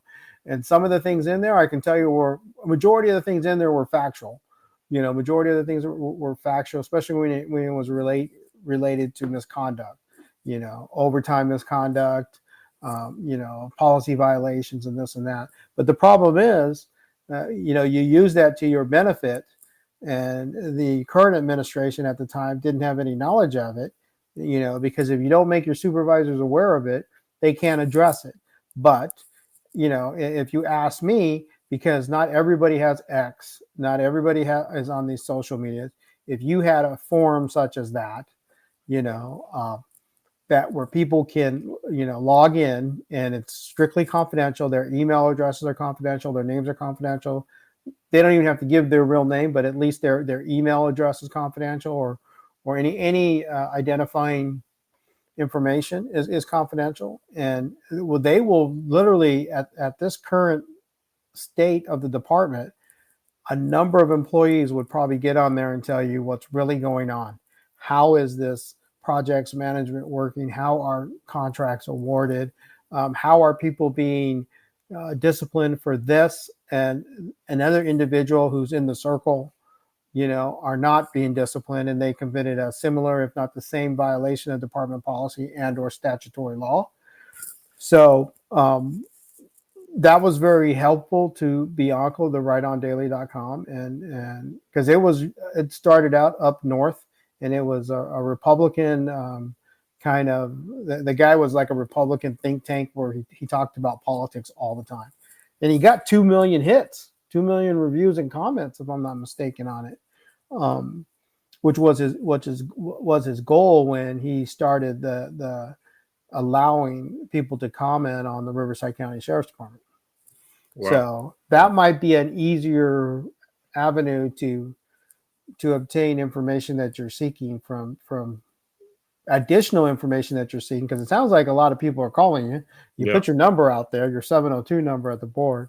Yeah. That was, you're standing up for yourself. So that's good. And then people, quite frankly, people see that, hey man, this guy Miller, man, he's not backing down. Oh, no. Bianco seems to think he'll just, whittle away and finally go away. And that's probably why you're getting so many text messages and probably some calls on that 702 number, because you did put it out there. And I remember watching it because I watched the board meeting, and I remember Supervisor Chuck Washington commented, was that number just for us? Meaning the board of supervisors. And he kind of shrugged his shoulder and said, well, it's out there. So yeah. So, no, it's out. I want it out there. I have that number specifically for whistleblowers, and it's the hotline, Mm-hmm. All right. So Samuel Flores and his wife, I've heard they've been put through hell. Mm-hmm. Tell me a little bit more just to complete that story. From what I understand, like they, both him and his wife were targeted, and now they're clearing up their name, but years later, tell me where does that stand and what's going on with those guys? Well, Sam Flores was convicted of conspiracy and bribery, and wrongfully convicted, in my opinion, but I respect the jury's decision. They're currently in the process of appeal. During this whole process, right, when Sam, was charged via indictment from the grand jury, the first thing people did was started making these flyers about Sam, him in uniform, thief, jailbird, all this other nonsense, right? They started posting those flyers around the office to where his daughter worked. His daughter also worked for the department, and his daughter, they would harass her, at the office with these, posters and accusing, and I can get I think I have a couple of the posters I can send you, posters accusing him of this nonsense, right? To the point where she would go out and she would eat alone at lunch in her car and cry, and ultimately resigned her position with the sheriff's department after asking but not getting any help, because the county has this policy, a board policy, of a hostile working environment. So when you go to work and your fellow employees, your coworkers are posting these rude and disparaging posters about your father, that's a hostile work environment. That is very unhealthy. And then when you ask for help and you don't receive any help, you quit. So, that was she resigned her position. Now, Sam befriended a tow truck company owner, and they became good friends. They did family events together. Sam never received a free car from him. Never. Everything he got from him were parts, because he's an avid car guy. He likes the 60s and 70s older cars. He purchased everything he got. He purchased, right? But they said that was a conspiracy for him to pad the tow company and for him to keep his contract. Well, there was never a contract in place, right? And this was a systemic, I would say a systemic problem at the Temecula station, to the point where they just, cherry picked who they're going to prosecute. Who Sheriff Bianco is going to prosecute? Who are we going to pick to prosecute? Because I've seen text messages where an individual said, "Hey, you're done paying, your car's done? Your mom's car is done painted. What do I owe you? And it's like, oh, nothing. He goes, when do you go on rotation? I'll tow a bunch of cars for you. That guy wasn't prosecuted. I see things where, hey, my car broke down. Can you pick up? My daughter's broke down. She's over by the high school. Can you go pick her up? And, just drop the car at the house. That guy wasn't prosecuted for bribing and for a tow company. And the tow company in question was DJ's Towing, and the owner of the tow company is, he works in the fire industry. He's like a civilian firefighter. He delivers, heavy equipment to fires to help fight those fires and create fire lines. He's a first responder. So he's not going to tell any other first responder no, but they turn this into some conspiracy to bribery. If you want to say there's a policy violation on a gratuity that no one seems to be able to define what a gratuity is, fine. But a crime, no way. This was all orchestrated by, everything went through Captain McConnell. Captain McConnell, knew about all the activities going on within our station, in my opinion, to the free lunches at Chick-fil-A that, the sergeant and the motors were going to, and all the deputies, to even McConnell utilizing flatbeds for events and getting free tickets to the Balloon and Wine Festival. Well, those free tickets are comp. They're comp to first responders, quite frankly. Each person who works the event, each company that works the event gets X amount of tickets to give away to people and comp. And they said that was a bribe.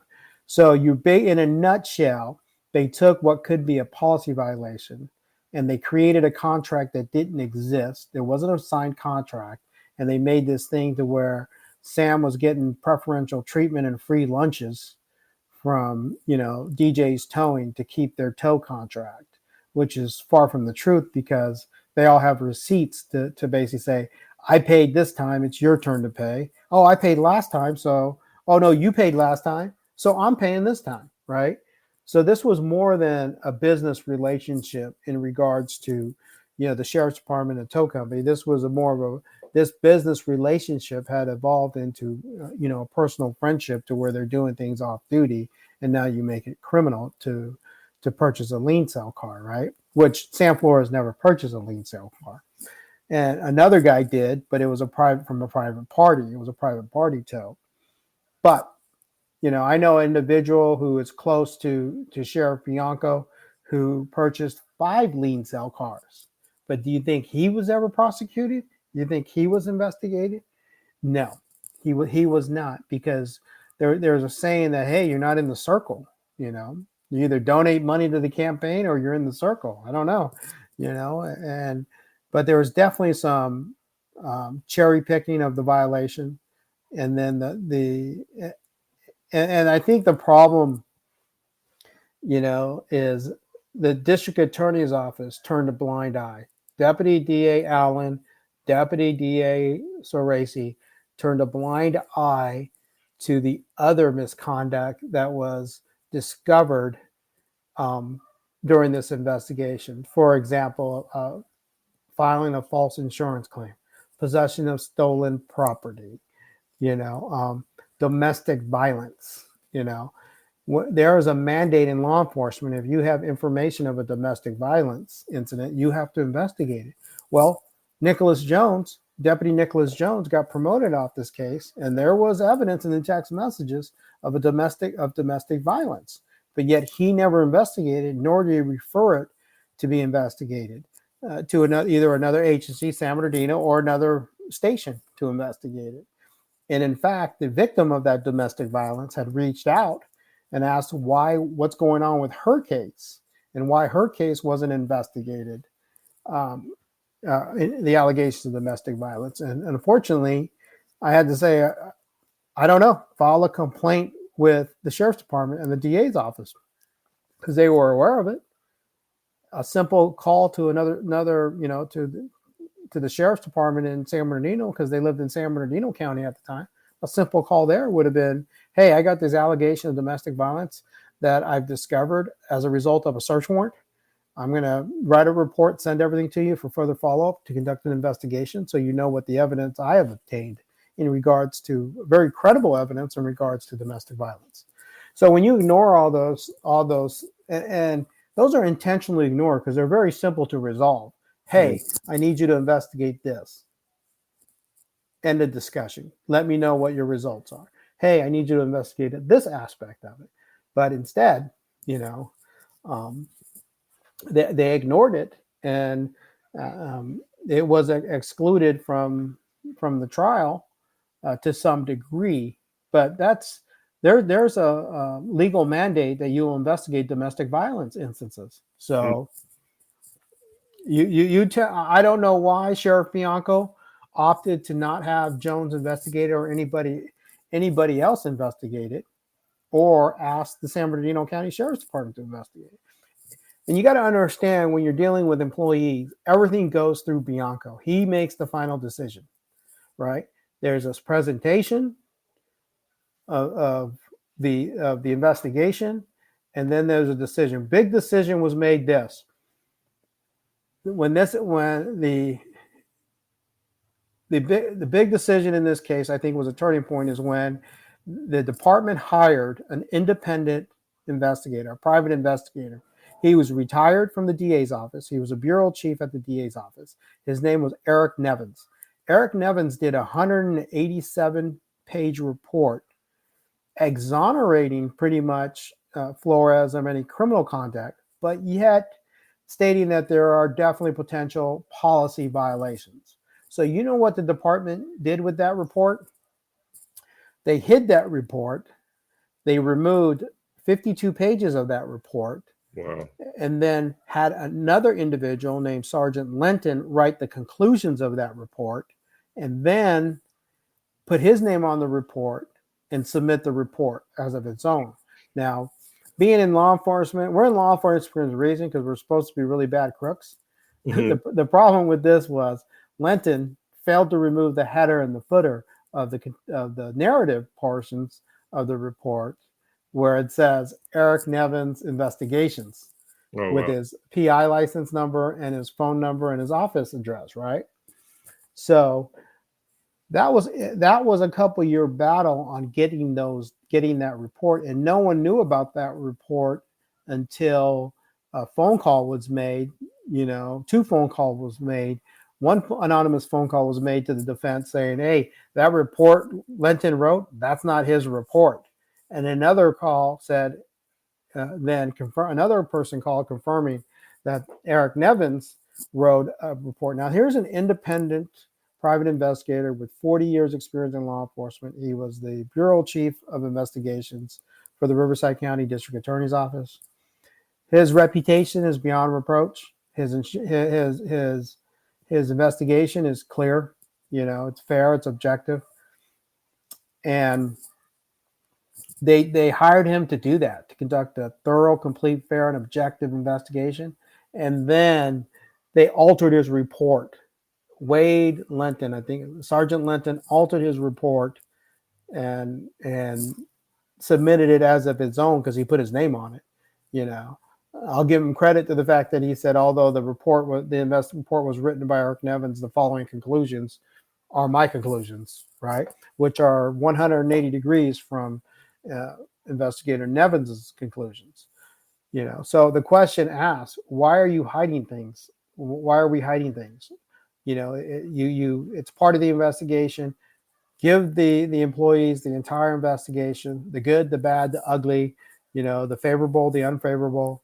Let the labor attorneys argue, the criminal attorneys argue.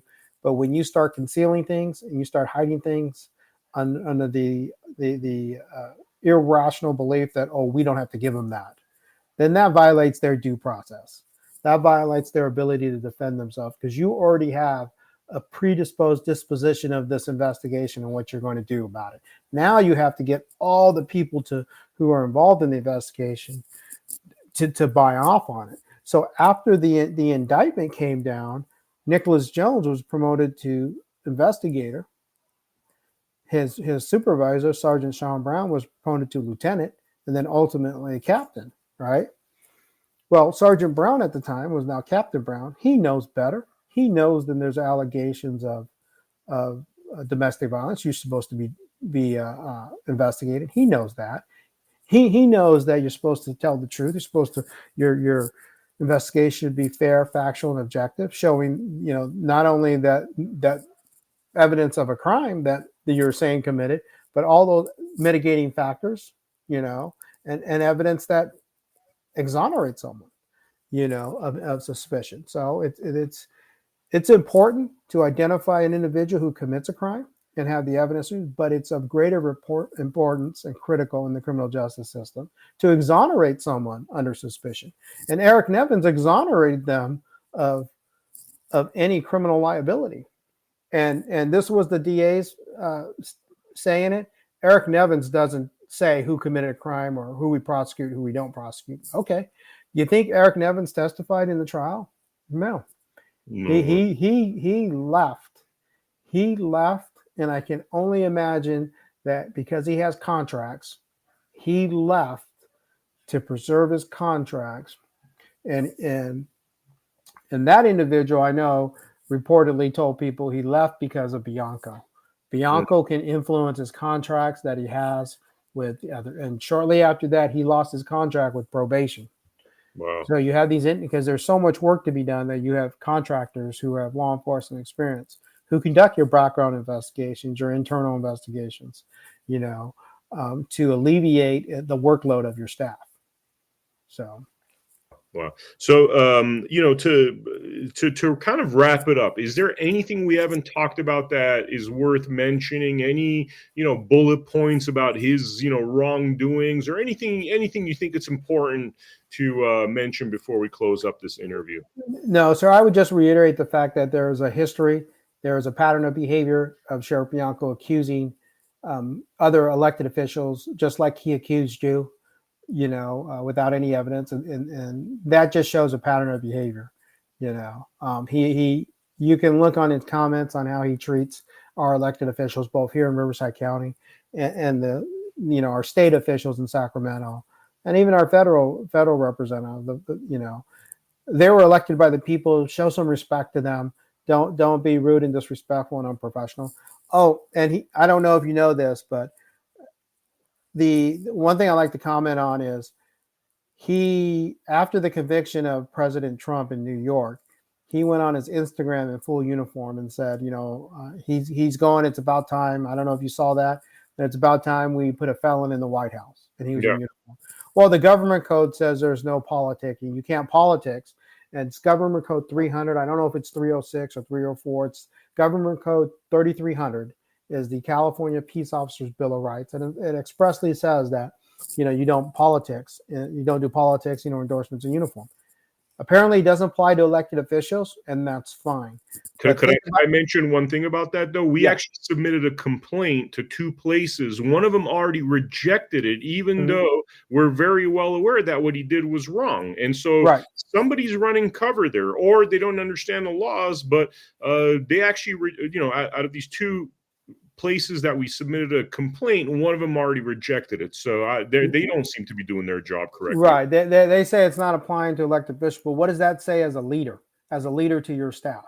If it's not appropriate and lawful for them to do it in uniform, then you shouldn't be doing it. Although you're an elected official and you might have that exemption, that's fine. Here's another story.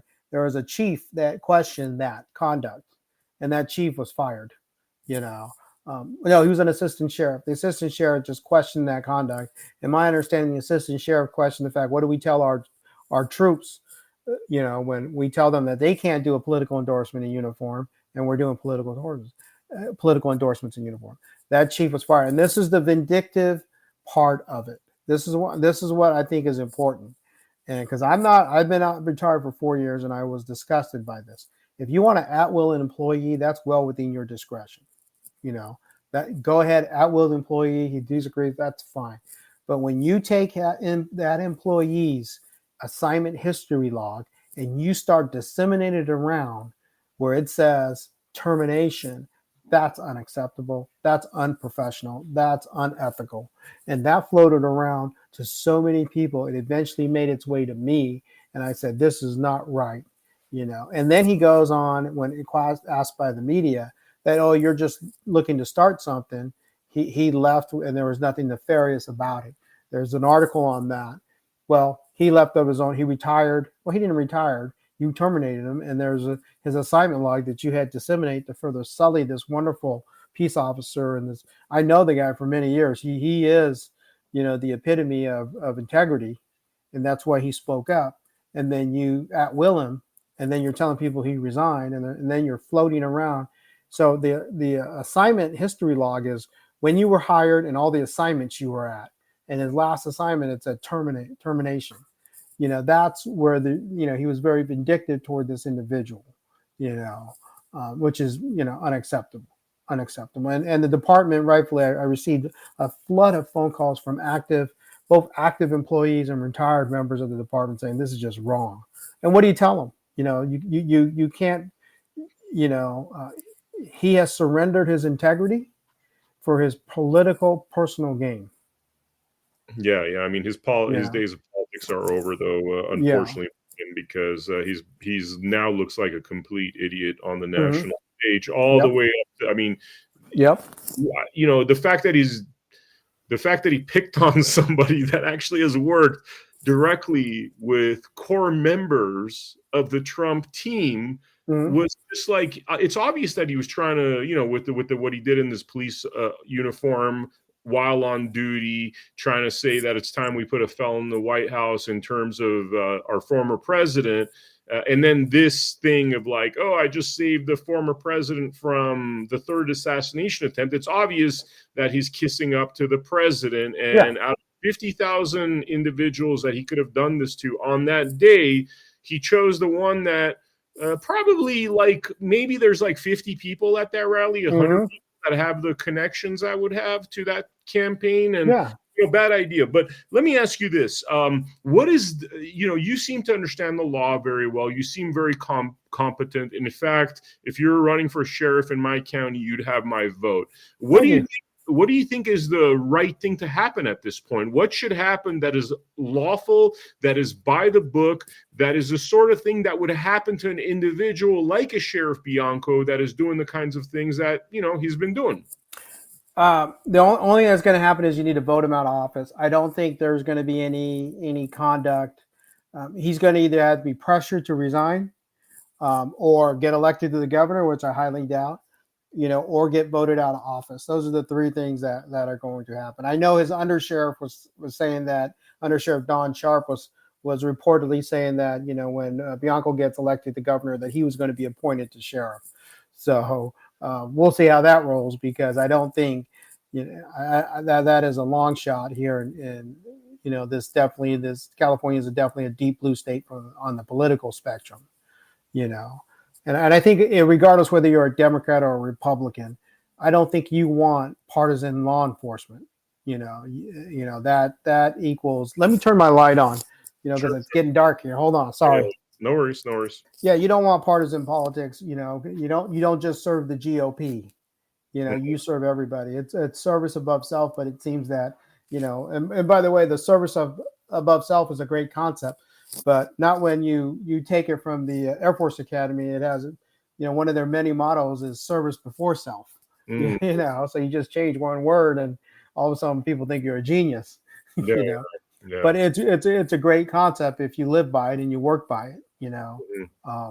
But if you look at the sheriff's conduct, is that befitting of a law enforcement professional? Right. Yeah. I mean, it's kind of disheartening that the only way to really get him out of there, because what you're talking about is crimes committed under the color of law over and over again. In fact, a friend of mine who's a constitutional lawyer showed me a law that says that if you're reporting false information to the feds, which obviously he was, and trying to accuse me of being a third assassin, that's an actual felony. But are those kind of laws that are just never used? I mean, it seems like there'd be a lot of laws in the books that would, state that what he's doing is, crimes under the color of law. Why isn't there other avenues through the courts, through higher law enforcement to hold them accountable? Well, those violations, as you described, would be like investigations conducted by the FBI mainly. And if you look at it, there's a lot of speculation right now that Sheriff Bianco, who's like the quote unquote, everyone says is the greatest sheriff in America. Well, they said the same thing about Lee Baca, They said the same thing about Mike Corona in Orange County, and they did federal time. They say the same thing about Joe Arparo in Maricopa County in Arizona, and look what happened to him as well. So, no, I mean, that's when you violate the law, eventually that the truth is going to bubble to the top and you're going to be exposed. Yeah. The question is, I think there's a lot of concern, at least the people I spoke to in the management ranks, there's a lot of concern with the Attorney General's investigation. Bianco's already, he already, as soon as they launched that investigation, basically was telling everybody, go ahead, you're wasting your time and resources. It's a nothing, right? When what he should be saying, and when you start disparaging the DOJ investigators, the Attorney General's office, you got something to hide.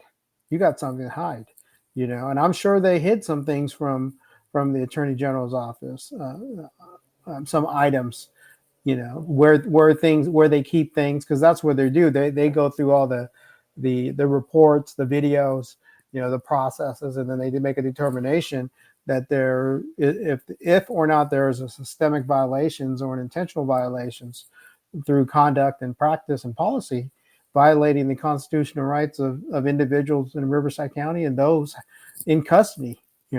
So it's going to be interesting when someone yells at the rooftop, "There's nothing there."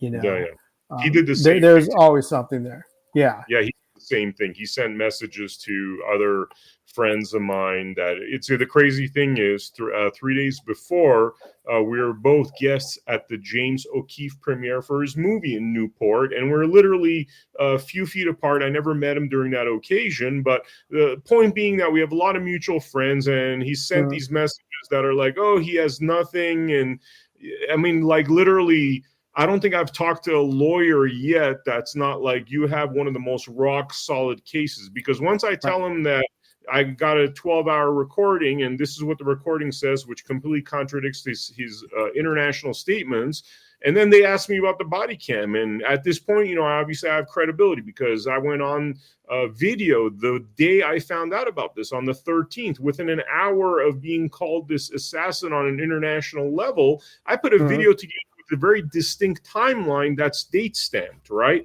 And then the entire mainstream media saw that. So basically what people realize is, wait a minute, everything he says is true. Everything Bianco said is a lie. And that's why, friends of mine that have been approaching him and, essentially kind of getting a feeler for him, they're hearing back that, oh, he's got nothing. He's just going to waste his money. It's going to go nowhere. Same kind of stuff that you're talking about. And I'm like, dude, like, I don't know. I guess there's people that kind of tactic works on. For me, it's more like, if you want to run the marathon with me, let's run it. You know what I mean? And you're going to lose at the end.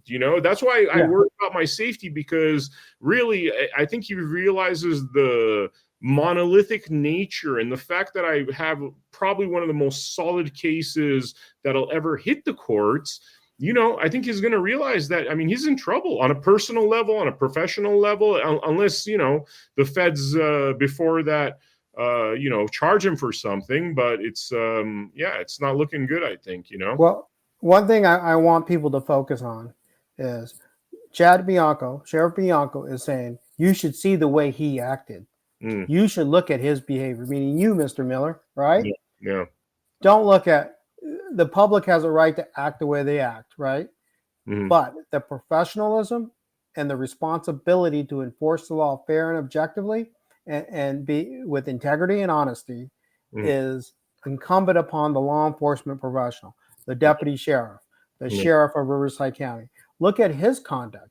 When he starts accusing you of being this uncooperative individual, right? Like he did me, and I'll get to that. He's trying to cast blame on you to justify his conduct, right? So when I retire, I got some bad news. I got some bad news for him right there too, because again, this is before he knew I recorded the entire thing. I was a Boy Scout the entire time, a Boy Scout, and I'm dying for those body cams to come out, because it's going to show what a blatant liar he is. I was a Boy Scout. I couldn't have been nicer. Like I arrived at the event. It's not like they searched my car. I arrived at the event, 20 yards from the parking lot and the entrance of the parking lot. And I just called a cop over. The cop, this is all recorded. People could listen to it right on Not Vem Miller on my Twitter account or my X account. The cop comes over. I say very nicely, because my biggest concern there was that I never thought like this is going to end up this calamity. I thought the worst case scenario is he's going to tell me to do a U-turn because of the heightened security and tell me to go home. And then I have to drive home without going to the Trump rally and seeing all my friends who I was planning on meeting there, some of whom I was on phone calls on the way there, by the way. So it's like all of them could vouch that we were all excited. We're all going to hang out. We're going to see this Trump rally. We're going to have a little bonfire at the end of the night, around a bunch of RVs, and it was just going to be a good old time. But so my biggest concern was this guy's going to make me do a U-turn.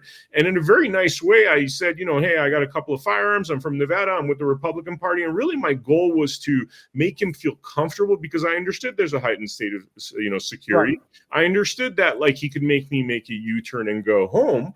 I didn't expect all this kind of stuff to happen, but it's very obvious that this police department has been so rogue. It's like when a kid steals a jelly bean and then eventually works his way up to robbing houses. It's like it's very obvious that now we're on the latter end of that criminal spectrum, where he's gotten away with so much that he thinks he could actually bend the truth, and he has the power to conceal things and have his way, not thinking that maybe somebody outsmarted him this time by recording the whole thing.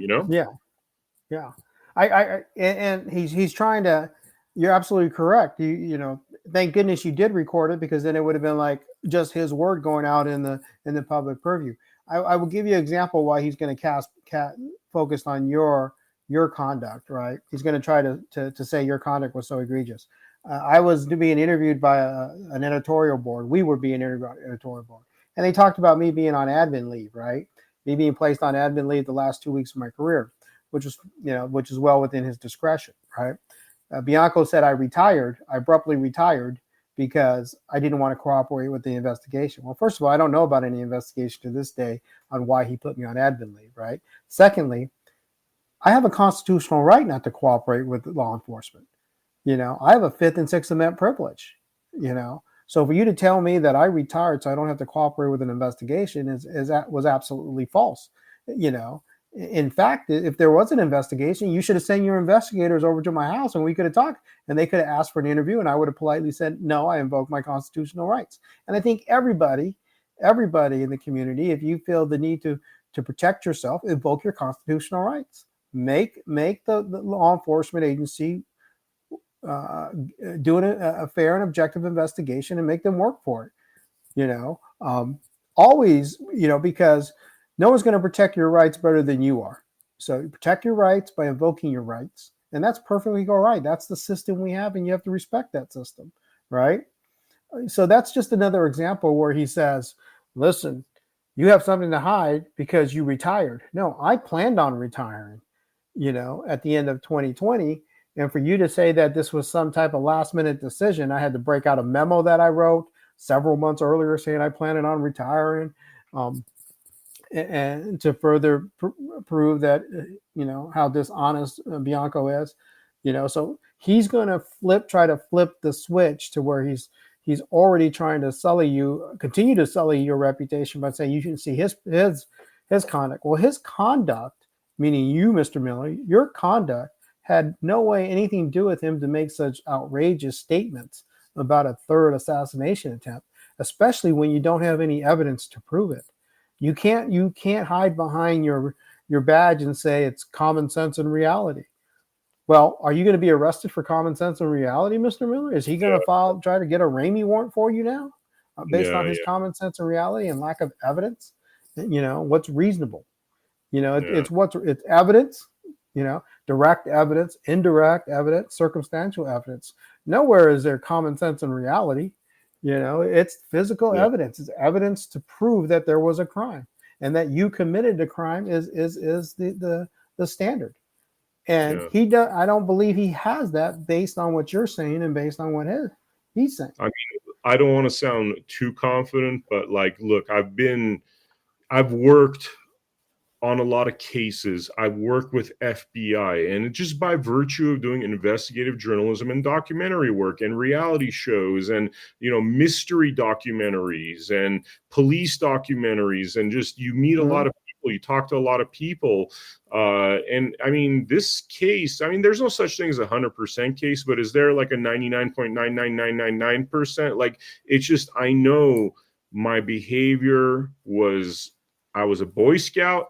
It was responsible for me to let this person know before I went in the parking lot that, hey, I got a couple of firearms. I'm from Nevada. I'm with the Republican Party, really expecting him to say, you know, go home at worst case scenario. I mean, I did every responsible step. I was polite to the cops. I put up. You're being transparent. You can't get any more transparent.